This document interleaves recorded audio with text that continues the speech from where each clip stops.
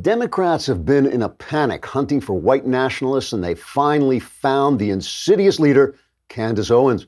Yes, cleverly disguised as a black woman who, behind the mask, is, actually a black woman. The lovely and outspoken and lovely and, did I mention, highly attractive Owens crashed a recent congressional committee hearing on the flimsy pretext of having been invited and turned the very serious inquiry into a farce, or vice versa, by listing the ways in which Democrat policies have hurt black people more than all 17 white nationalists put together. Furious committee chairman Gerald Nadler heroically interrupted Owens by pounding his gavel in her face and shouting, "Silence, black woman! This is a very serious investigation into the overblown panic about white nationalism we're trying to spread so we can demonize President Trump and silence his supporters on social media. If we had wanted to hear from a black woman, we wouldn't have put the word white in the title of the hearing," unquote. After Owens described how Democrat policies have destroyed black families, left black children uneducated, and slaughtered millions of black babies through abortion, Eric Swalwell announced he was outraged to hear Owens demonizing the Democrats by insensitively listing things they had actually done. Swalwell said, quote, "This is in itself an act of white terrorism. I know because I'm white and I'm terrified." He added, quote, "I see you, I hear you, I'm for you, I am you," before being carted away screaming he was everyone by two hospital attendants.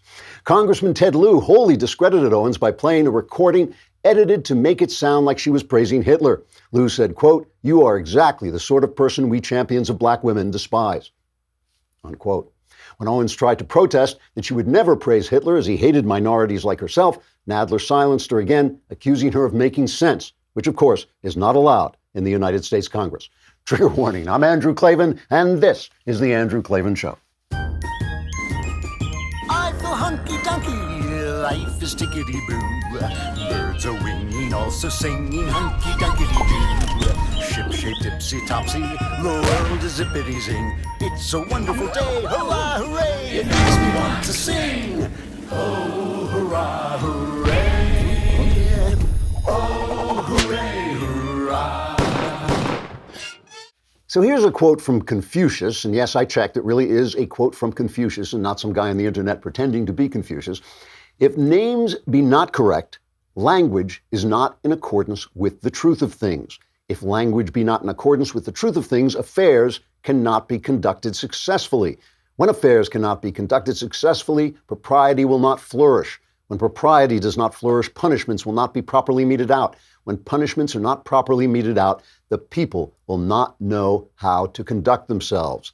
Of course, it isn't just Confucius who knew you have to call things by their proper name. George Orwell knew it too. That's why he invented newspeak, the language of the Soviet-like oppressors in the novel 1984.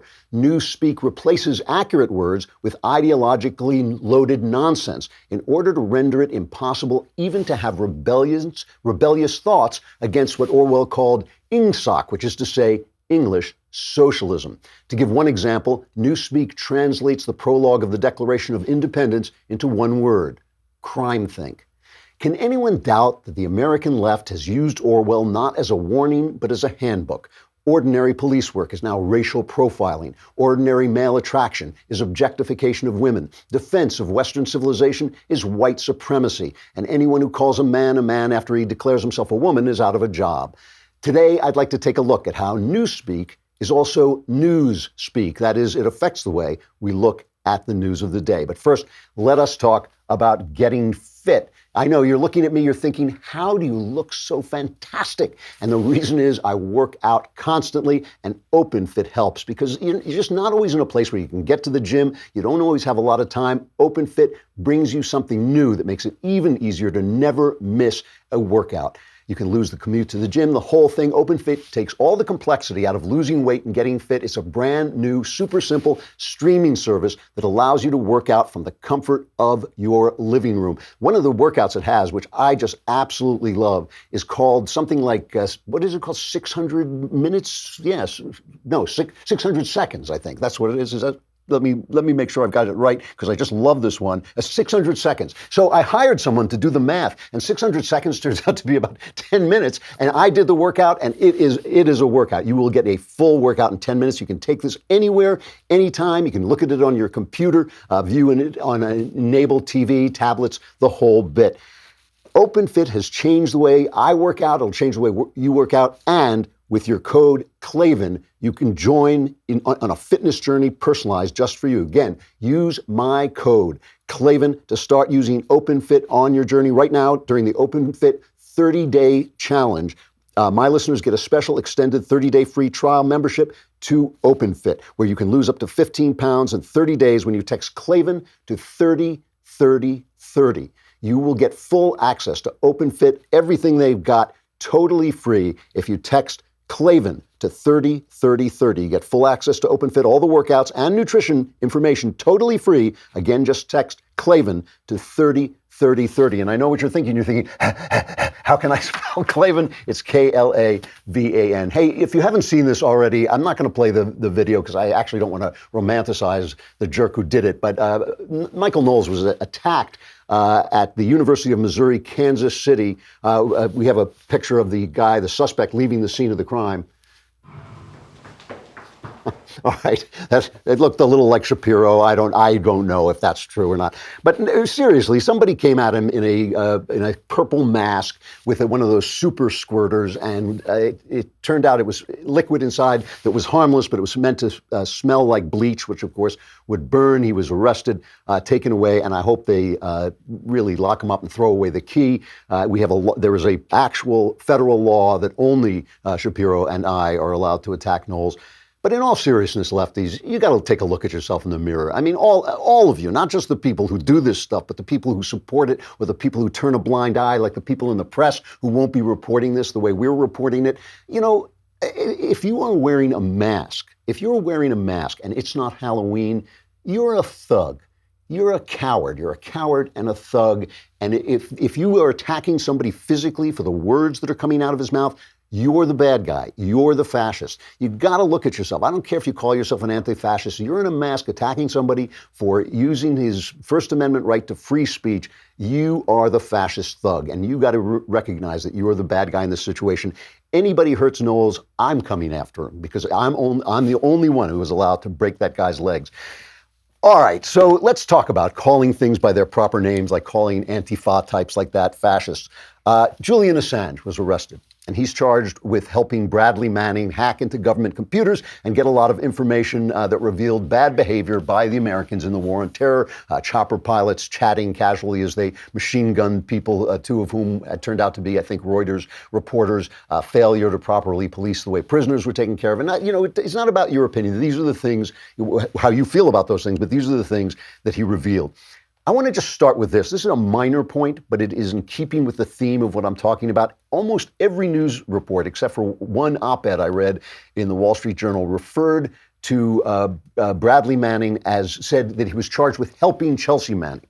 Because Bradley Manning, of course, went to prison for hacking into a government computer and stealing all this information that he then recorded on a disk, pretending it was some kind of entertainment, and then he passed the disk on to WikiLeaks, Julian Assange at WikiLeaks. But he was not Chelsea Manning at the time. He got that sex change operation later, so it was Bradley Manning that was helping. And of course, they keep using the she and all this stuff. And you know, the thing about this is that we all want to be polite. I wrote an article for City Journal a while back called The Big White Lie. You can check it out, in which I talk about the fact that leftism basically implants its newspeak, its white lies into our language by insisting that it's impolite and hurtful to call people to use any other kind of phrase, but the one that the left dictates. So if we don't say that, hey, this Chelsea Manning was actually Bradley Manning at the time, and if we call it her and say she, we're being polite, we're not being hurtful. Now, I'll call anybody anything when they want to be called. I really will. I'll call him the King of Romania. I don't care. But you know, what they're basically doing is implanting the idea that this is now a woman. And let me tell you something. I have sympathy with people who have gender dysphoria. I truly do. I don't want to hurt them. I don't want to exclude them from society and all this.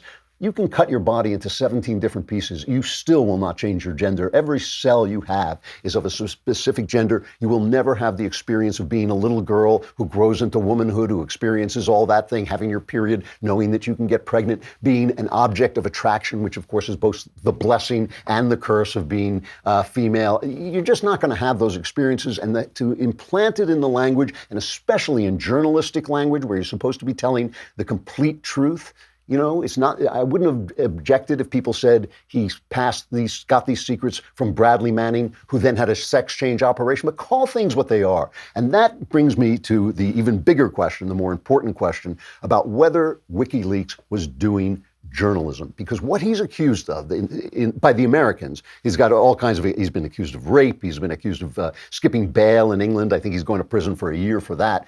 He was arrested in Ecuador when the Ecuadorians finally got sick and tired of having this guy around, never cleaned the bathroom, was always demanding care for his cat and all this stuff, and they just got sick of him.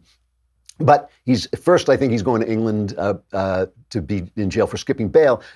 But the Americans have charged him with one thing. The Trump administration has charged him with one thing, which is that he helped Manning bust into the computer. He helped him get the password that he needed to get into the computer.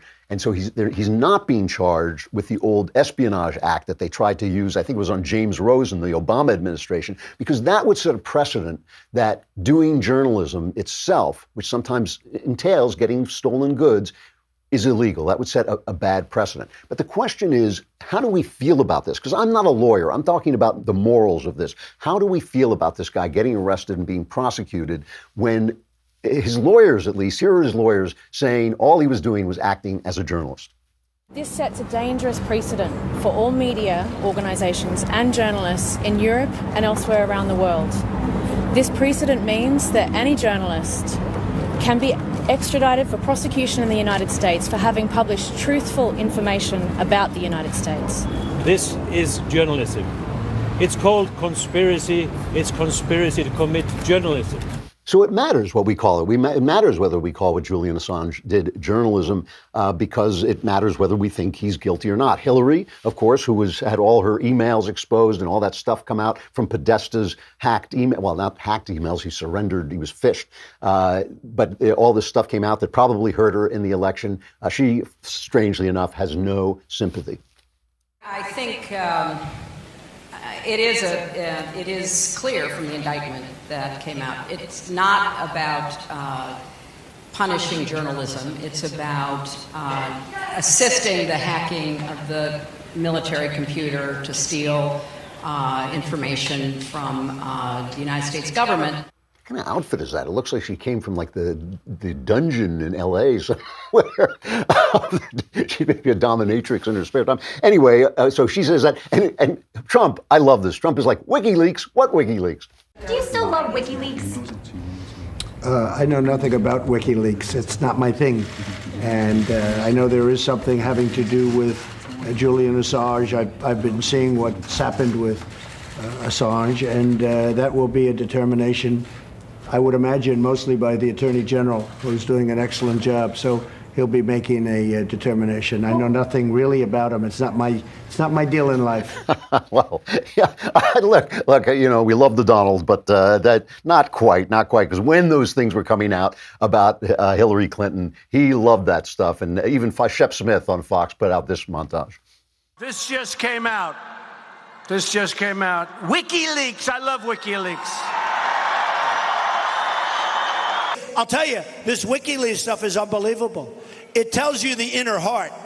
You got to read it. The WikiLeaks documents show how the media conspires and collaborates with Clinton campaign. Another one came in today. This WikiLeaks is like a treasure trove. Another one came in today. And you know, as I was getting off the plane, they were just announcing new WikiLeaks, and I wanted to stay there, but I didn't want to keep you waiting. Boy, I love reading those WikiLeaks.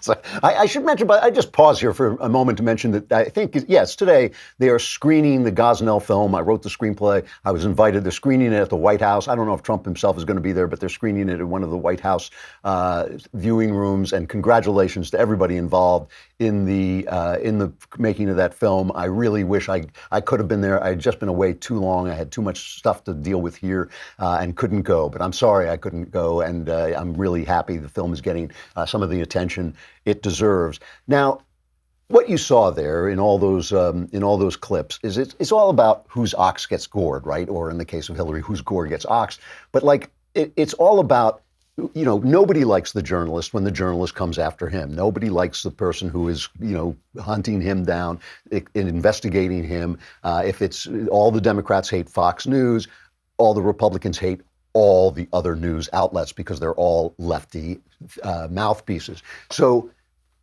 that's one thing about journalism. It's all about whose ox gets gored. And I have tremendous sympathy for exposing the truth. As you know, I'm a First Amendment purist. I never want free speech to be hampered in any way, shape, or form. And I think it's a good thing. I think as Hillary praising the Trump administration, I think it's a good thing that the Trump administration went after him on this it's a one-charge indictment. They went after him only on helping Manning break into the computer, right? And that's an important thing. That's, again, calling things what they are. They're charging him with breaking in because that is not journalism. A journalist can receive stolen papers, and he may deem that it is a good thing to release those stolen documents, but he can't help the guy break in to the office and put in and steal the stolen documents. Then he's a thief. It's not his fault if somebody else commits that crime. It's not even his fault if the journalist gives him incentive to commit that crime. But if he helps him commit the crime, that is not journalism, and you have stepped over the line and you have broken the law. So I think it's a good thing what they charged him for. But to go beyond that, the question is, how sympathetic are we to him? All right, forgetting about whether or not they've carved the law just right. How sympathetic morally are we to this guy? And here's my problem with him. I am not opposed to some of the things that he exposed, even though they were hurtful to causes I thought were just. I thought it was just to go into Iraq and Afghanistan, and showing the things that Americans were doing wrong may have hurt that cause, but that is journalism. That is, in fact, journalism. My problem with Assange is this. What he did was he hacked information and then, without curating it in any journalistic way whatsoever, released it. That put the lives of, for instance, Afghan helpers in danger in Afghanistan. When I was there were plenty. Look, my life was in the hands of Afghani Muslims who were holding guns and could have turned those guns on me any time, but instead they were protecting me to help the troops. To put those guys' lives in danger by exposing them what they do, by putting out hundreds of thousands of documents that he couldn't possibly have vetted as a journalist would vet them. That's not actually journalism. That is not actually journalism. And I think that we should say, it's one thing to say, oh, we love him because he exposed Hillary. Oh, we hate him because he exposed Americans, and all this. But I think when you just a journalist does have to do something. Listen, I hit the press every day. I think our press needs to be reformed. I don't think it can be reformed through the law. I think it's just shame and self-assessment and maybe boycotts by the people watching them should make the press reformed. It is ridiculous to have a paper with the power of the New York Times just being a hate Trump vehicle, a hate Republicans vehicle, a dishonest vehicle. And by the way, they can still do good journalism, but doing good journalism in the purpose of just one side is actually not good journalism. I hit them every day. But I still want them protected. I want them protected by the First Amendment. But it's not journalism when you just release secrets. And by the way, on top of this, Assange has never gone after some of the bad actors in this place. He's never gone after Russia. He's never gone after China. He's never gone after Venezuela, Cuba. He goes after democracies all the time. He goes after democracies. And in this case, it is an open question whether he was actually working with Russia to expose Hillary Clinton's emails, which is, again, spying. That's operating for bad actors against good people, namely the United States of America. So I do not have a lot of sympathy for Julian Assange. I want our press protections protected, even though I think our press right now are a bunch of louts and biased liars. I want them protected under the First Amendment. I know it's complex, but that's what I want. But Assange does not fall into the realm of my sympathy. He endangered people's lives. He exposed government secrets. Government has a right to some secrets. It needs to have some secrets. And I think what Mike Pompeo, the Secretary of State, said about him is true. Listen to this. Individuals such as Julian Assange and Edward Snowden seek to use that information to make a name for themselves. As long as they make a splash, they care nothing about the lives they put at risk or the damage they cause to national security. WikiLeaks walks like a hostile intelligence service and talks like a hostile intelligence service. It has encouraged its followers to find jobs at the CIA in order to obtain intelligence. It's time to call out WikiLeaks for what it really is: a non-state hostile intelligence service, often abetted by state actors like Russia. So that's a fair cop, as they say in England. That is a fair description of what he's doing. He's saying just like a terrorist can be a non-state, a terrorist can be a non-state soldier, essentially. This guy is a non-state spy. And Assange has basically, by not curating the stuff that he released, by just putting out any government secret he got his hands on, just by endangering people's lives, by endangering national security without thought of what that might mean, simply to expose secrets and simply to make himself maybe a hero, as Pompeo said, I think he has transgressed the line between journalism and spying. And I think that's calling it what it is. And speaking of spying, calling spying what it is, it was just hilarious to watch the absolute terror and panic race like a wildfire through the Democrat media complex after Attorney General Bill Barr said that there was spying on the Trump campaign. Now, just to be clear about this, we played the clip before. I'm not going to play it again.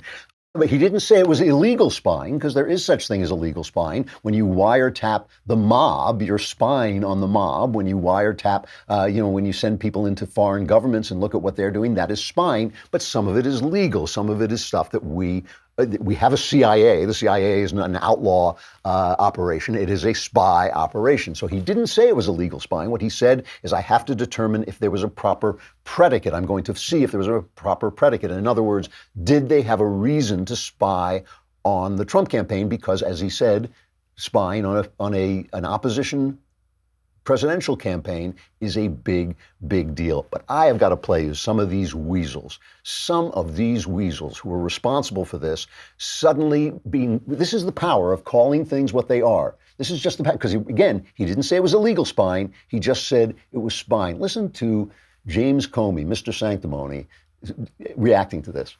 It's concerning because the FBI and the Department of Justice conduct court-ordered electronic surveillance.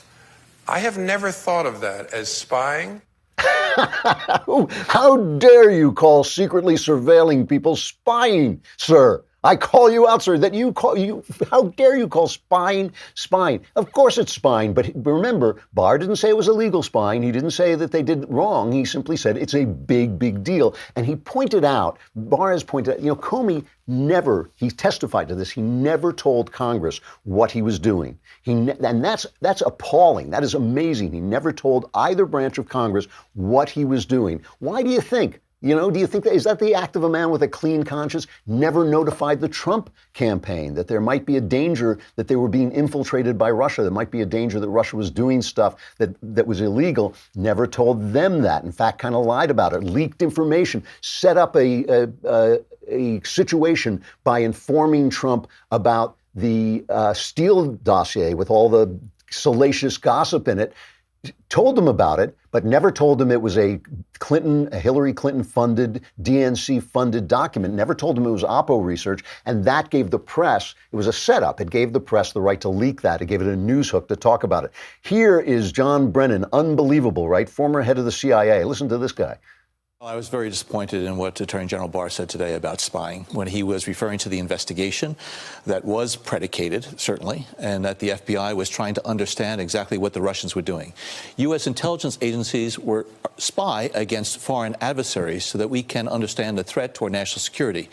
But for the Attorney General to imply or to say that there was spying domestically, he knows the language very well, and he knows the terminology, and he knows what it connotes, which is an extra-legal activity taking place when, in fact, the FBI and CIA and others were trying to understand just what the Russians were doing. And we know now it is incontrovertible that the Russians were trying to influence the outcome of the 2016 election. Yeah, that's a nonsense. That's just babbling. This guy's been babbling a long time. The fact that he's still on TV is ridiculous.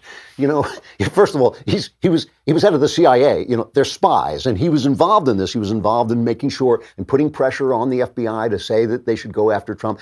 Look, this was a hit against Trump. This whole thing, and don't forget that they were depending on Hillary to win. They were absolutely certain that Hillary was going to win, and so that there was never going to be an investigation into what happened, and they panicked when Trump won, and that's why they started going after him. They Jeff Sessions made a mistake in recusing himself. They forced him, they pressured him into recusing himself, and then they fell to pressure, they succumbed to pressure to appoint a special counsel, because now once there's a special counsel, a lot of the information that's in play can't be talked about, right? Once Mueller was there, they were protected. So for 2 years, they have kept silence. For 2 years, they've kept the silence about what was being done. And now the chickens are coming home to roost. Barr is investigating what they did, and they are running in panic. Listen to Nancy Pelosi. She goes after Barr, who, as far as I know, there's no reason to go after him. He is just saying, look, I'm going to look into this.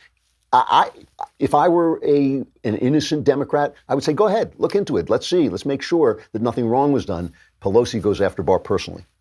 Let me just say how very, very dismaying and disappointing that the chief law enforcement officer of our country is going off the rails yesterday and today.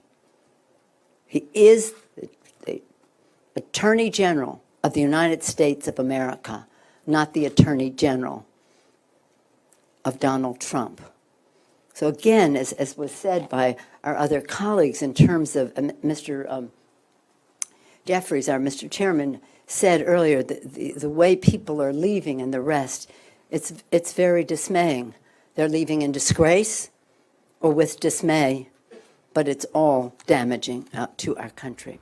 It's not damaging to our country at all. It's cleaning out the top brass who needed to be cleaned out. And to go after Barr personally is just, it really is, it's shameful, because remember, Eric Holder said he was Obama's wingman. He was going to be there to protect his boy. That's what Eric Holder said. Barr has never said that. He has said the opposite. He has said he would play it straight. And as far as I can see, he has. He's just said he's looking into this. But this is the power of calling things what they are. And this is why the left has set up political correctness, which is just newspeak for newspeak. Political correctness is just newspeak for newspeak, because all they're trying to do is make it impossible to think or say anything that goes against what we will now call American socialism. That's what they're trying to do. That is the power. Just all Barr had to do is use the simple word spying for surveilling people, and they are running in terror. And this, as far as I'm concerned, you know, Trump has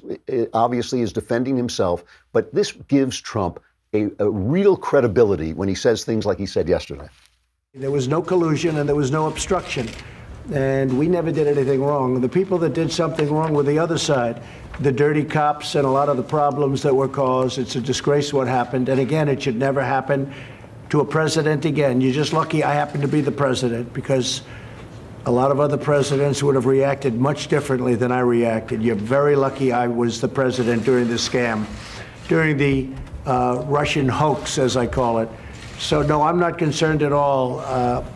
The bottom line, the result is no collusion, no obstruction, and that's the way it is. And I know a lot of people were very disappointed, but they knew the real answer. You know, when the Democrats go behind the scenes and they go into a room backstage and they sit and they talk, they laugh, because they know it's all a big scam, a big hoax. And it's called politics, but this is dirty politics, and this is actually treason. It's a very bad thing that people have done. And I just hope that law enforcement takes it up, because if they don't take it up, they're doing a great disservice to our country. I think the left has managed to make what Trump said sound very, very plausible. That is the power of calling things by their name, and we shouldn't stop doing it out of fear of being deplatformed or any other reason, and certainly not just to be polite. Hey, I've got comedian Jamie Kilstein coming on in a minute. I'm not going to break from YouTube or Facebook. I'm going to stay on so you can watch the whole show, but that is all the more reason for you to feel incredibly guilty and subscribe. Go to dailywire.com, shell out, what is it, 10 bucks, 10 lousy bucks a month, 100 lousy bucks for the entire year. You get the wonderful Leftist Tears tumbler, which right now I think is coming in plenty handy. You can be in the mailbag and ask questions. We had a good mailbag on Wednesday, solved everybody's problems, and now they're all happier and healthier. You could be too for a lousy $100 a month. Jamie Kilstein is a writer, podcast host, and stand-up comedian who describes himself on Twitter as an alt-right liberal cuck. His podcast, the Jamie Kilstein Podcast, is available now on iTunes and Stitcher, so subscribe to it today. Hey, Jimmy, it's really nice to meet you. I've wanted to meet you before. It's great to see you. It's nice to meet you too. I forgot I updated my Twitter bio to that. I think it was one day where people were just calling me. I was getting called probably a variation of both of those things, and I was just like, all right, I guess we do this, and then I officially changed my Twitter bio. And before we came on, you were saying that you were hanging out with Greg Hurwitz, so you've really sunk to a terrible level of very low. It's degradation. Been a dark time for me. He says hello as well. Nice to hear. So you started out, I watched some of your stuff, and you started out as a very, very woke comedian. Yeah. I say that with such regret, Yeah, I mean, I still believe a lot of I still have a lot of my liberal views. Yeah. When I started comedy, before I really started like reading up on politics, the reason that I was drawn to sort of more liberal ideals was kind of from comedians who would probably be getting in trouble nowadays. Comedians like Bill Hicks and George Carlin, who always ranted about like political correctness, right? I mean, the left goes after Bill Maher, and the right thinks he's as left as you can go, and he's probably getting yelled at more by my old friends than he is by conservatives. What I really loved about that was I loved the idea of one person with a microphone going after these powerful establishments. That was a very romantic ideal, when I was like a 17-year-old high school dropout. And it looked I still think it's really brave. And what I love about comedy in general is it's a way to take really scary issues and make them digestible or make someone laugh even if they disagree with you. I used to do a lot of interviews where people would be like, so were you like the class clown? And it's like, no, the class clown beat the crap out of me, which is why I became a comedian. I was sad and scared and just like writing in my notebook, like in the back corner. And so I felt that way with politics. It's like, if I could use comedy to laugh at the tragedy in my life when I was growing up, we can do that with politics. The problem, and what's happening right now, is it went from trying to challenge the establishment to policing comedians, and if you don't say things exactly the right way, then you're in trouble. I think the left right now, even though I agree still with a lot of the core values, I'm definitely more moderate now, the fact that we've abandoned a lot of those. We're not talking about income inequality as much as we're talking about, this celebrity said this thing on Twitter 10 years ago and trying to get them in trouble. Well, when talking about comedians speaking truth to power, no matter who's in the White House, in the culture, the power is all on the left. I mean, they control the culture. So if you're actually in the culture, if you're a comedian and you're attacking the right, you're actually kind of playing along with the power in your culture. Yeah, I mean, right now, I'm not a fan of Donald Trump, but I wouldn't make Trump jokes just because everyone's doing it. I don't think that's what's challenging about comedy. My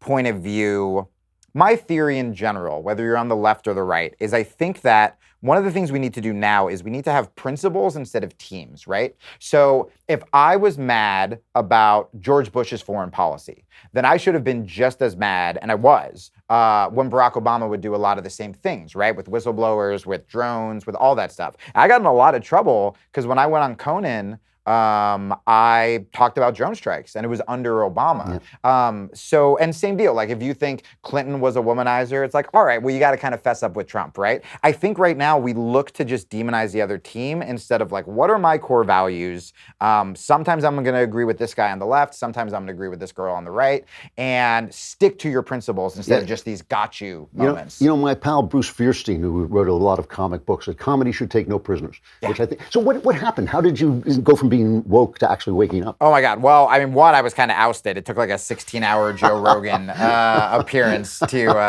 talk about all of it. It was a lot. But I'll say that, I mean, essentially, just so it doesn't seem like I'm skirting anything, I had a marriage that was kind of falling apart. And because I was this outspoken feminist guy, we tried an open relationship, and I had like some one-night stands, and that got sort of turned into, it was pre-Me Too. I was sort of the hipster of Me Too. Okay. And because of who I was, even though nothing was unconsensual, nothing was creepy. It was just like normal one-night stand stuff.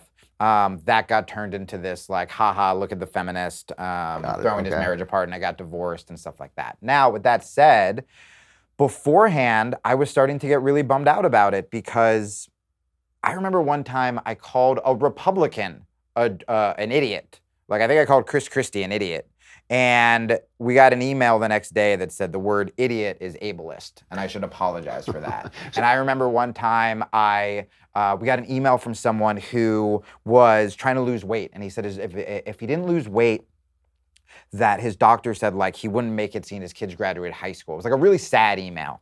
And so I wrote him this long thing where I found him a jiu-jitsu gym in Baltimore, and like I was like vegan at the time, because of course I was. And I sent him all these like recipes and stuff like that. So he writes in a year later and goes, hey man, I don't know if you remember this email that I sent you, but my doctor said he's never seen such a quick turnaround. My kids are really proud of me. I'm entering my first like white belt jiu-jitsu tournament. So you saved his life. Yeah. Yeah. So it's a beautiful thing. I read it on the air. I'm like almost in tears because I'm like, I'm doing this show. I don't really stand behind it anymore. I'm like, my marriage is falling apart, but I'm like, I'm doing something good. And then the next day, we got like 10 emails saying that by reading his email, we were fat shaming them.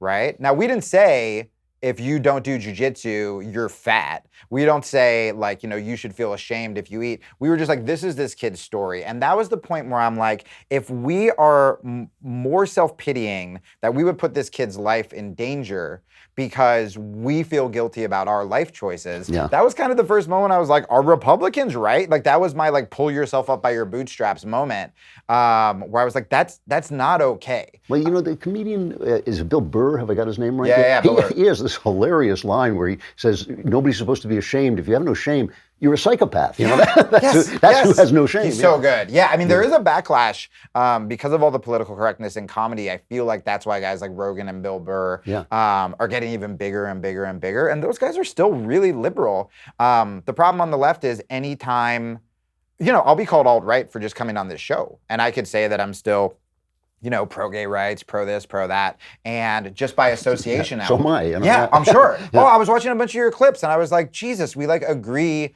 on more, and that's the sad thing. You know, I talked about that when I went on Michael Knowles' show. I should never do that. That's right. Oh, no. Just we're talking about destroying your reputation. Just bring bleach to the office and toss it around. Where I was just like, oh, we would be friends. You know, like it has been so, the right has been so demonized that like I walked in here and I was like, you guys have a coffee maker too? Like I remember Michael's producer was like this great funny. Latina woman who like I'm still friends with. And part of me was like, is she blinking like a code so I can like get her out of here? Like and everyone was just really wonderful. And that doesn't mean that, look, if when I like stopped being part of that extreme left, I wrote a book that was like, why I left the left and the right is right, I would be much richer than I am right now. Because I have had to struggle, especially living in Los Angeles, coming back and starting this podcast and getting comedy gigs. I mean, it's been really tough, you know, explaining to like I have fallen madly in love and found the girl I'm gonna marry, and like her parents look at my Wikipedia and like it's brutal and it's heartbreaking. But with that said, but I didn't sell out. I didn't turn into something I'm not for money, right? Like I didn't do that. But I will say that one of the best things I've done is just made friends with more conservatives and more moderates, because it's a lot nicer walking around a world where you don't think half the population is evil. And you can start Which doesn't make sense anyway, right? No, and like even if I disagree with you, at least knowing why you feel a certain way, knowing that like we're all trying to protect our kids and family and live a good life instead of just being like, they're all Nazis. Like, let me ask you about what's happening to comedy. Yeah. What do you make of like the Nanette phenomenon? I mean, I think that, look, there are always, in any form of entertainment, like if you take music, you have jazz and you have classical and you have rock and you have metal and you have all this stuff. There's always gonna be different genres. I think the problem is when genres start, and I did this too. I mean, when I was super political, I'm like, if you're not speaking out against George Bush, you're part of the problem, right? And sometimes with art, especially now with Trump, And with the divisiveness, it's like, you know what? I don't know if people even want to hear it. Like, even on the left, I think it's becoming white noise. I think people are becoming sick of it. So I think Hannah Gatsby, who did Nanette, and Joe Rogan, who does what Joe Rogan does, I think that there's space for both of them.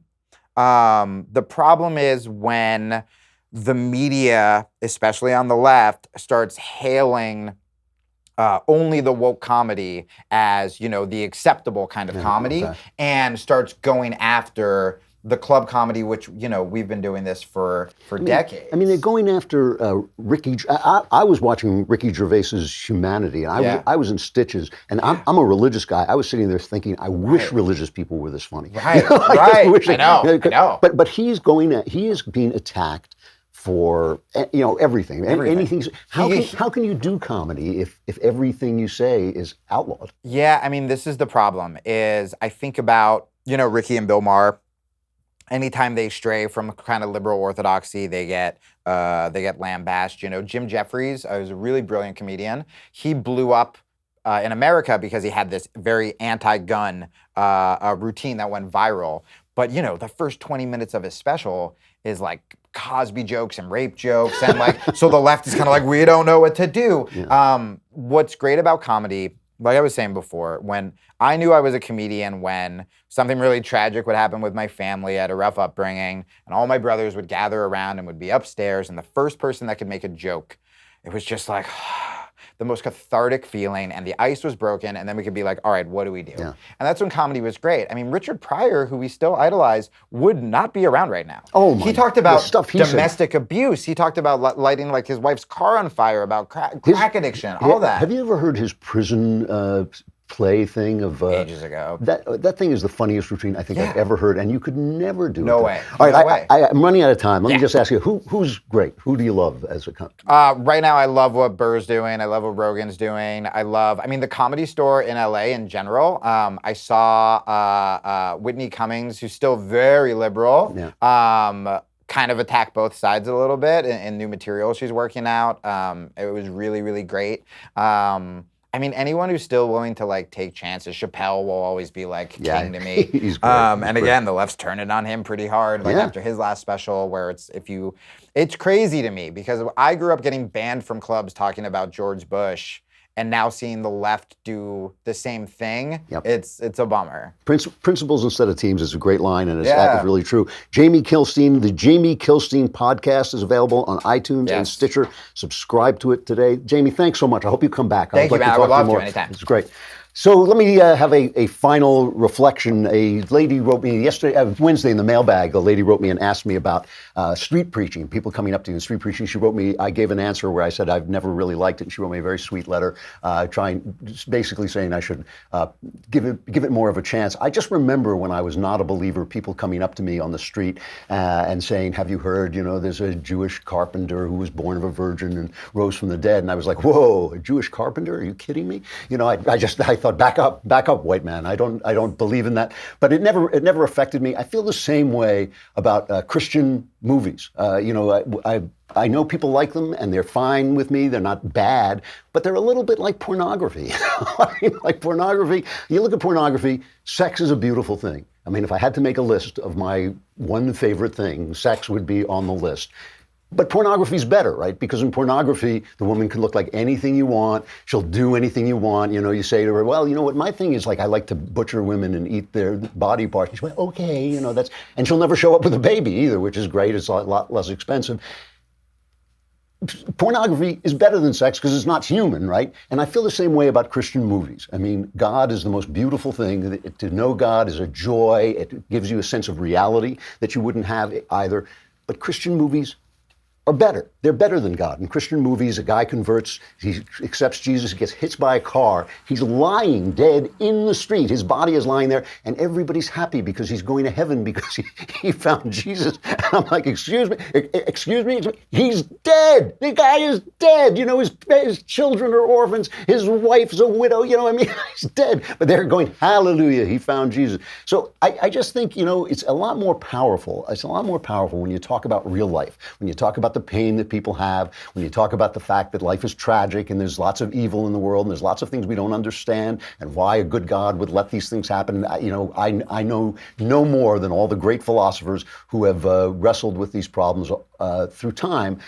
I just think you want to do what's effective. You want to sell the joy of God, which is a joy that lasts through grief, which lasts through evil. It lasts through all the things that actually happen in life. God is God of the real world. He's God of the world of evil and suffering and death. And that is real Christianity. And that's what Christianity is about. Remember, it ends with a crucifixion and a man shouting, "Oh my God, why have you forsaken me?" I think that God is more convincing because he speaks into the tragic mess of life. So that's all I'm saying. I'm not against Christian movies. I'm not against people preaching on the street. I'm simply talking about the effectiveness of that over time as people see what real life is like. The Klavanless weekend is upon us. You're doomed. It's finished. It's finished. Hide under the bed. Maybe you'll make it through Monday. If you do, we will gather here together on Monday, and then I'm going on a trip with Knowles, which now sounds like a really, really bad idea, but at least he's small enough I can hold him up in front of me. I'm Andrew Klavan. This is The Andrew Klavan Show. See you on Monday if you survive.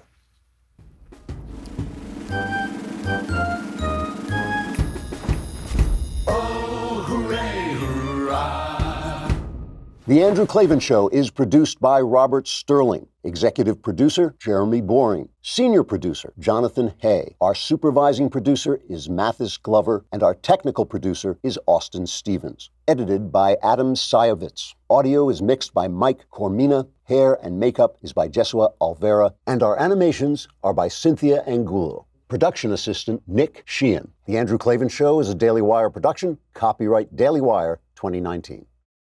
Today on The Ben Shapiro Show, Ilhan Omar's defenders castigate speech as incitement, Michael Knowles is attacked at a speech, and we check the mailbag. That's today on The Ben Shapiro Show.